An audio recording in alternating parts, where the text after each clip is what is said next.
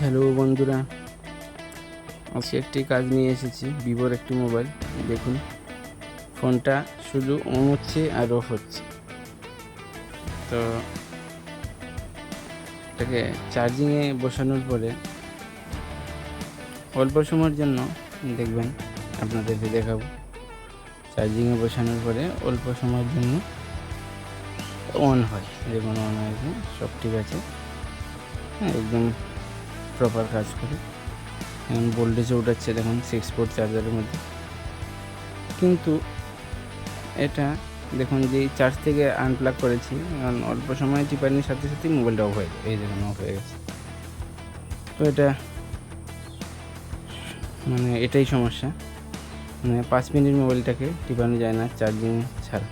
তো মোবাইলটাকে ওপেন করলাম, করে এটা কাজ করা শুরু করেছি।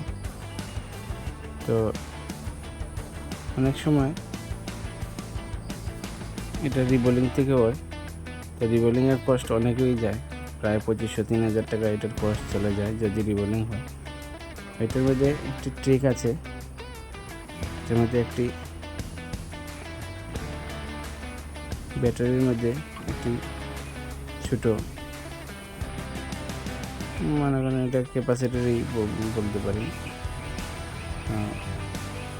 ওইটা শর্ট হওয়ার কারণে অনেক সময় মোবাইলটা এমন করে। তো ফার্স্ট স্টেপ এটাকে দেখবো, এটাকে চেঞ্জ করবো। দেখুন, এটাকে চেঞ্জ করবো, করে আমি মোবাইলটাকে ফিটিং করবো, করে দেখবো বা আপনাদেরকে দেখাবো এটা প্রপার কাজ করছে কি না।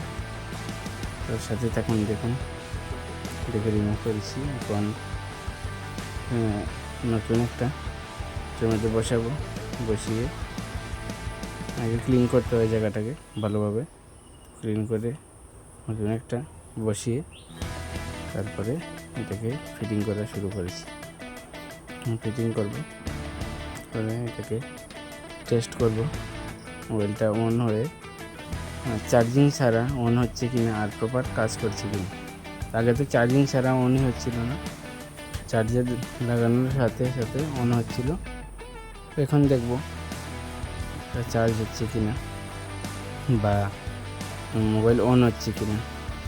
দেখুন, মোবাইল অন আসছে, বলে এসেছে। অল্প সময় ওয়েট করব, মোবাইল অন হয় কি না। দেখুন, অন হয়ে গেছে। মোবাইল সব প্রপার কাজ করছে। কাজটা ভালো লাগলে লাইক করবেন। ধন্যবাদ বন্ধুরা, থ্যাংক ইউ ভিডিওটা দেখার জন্য।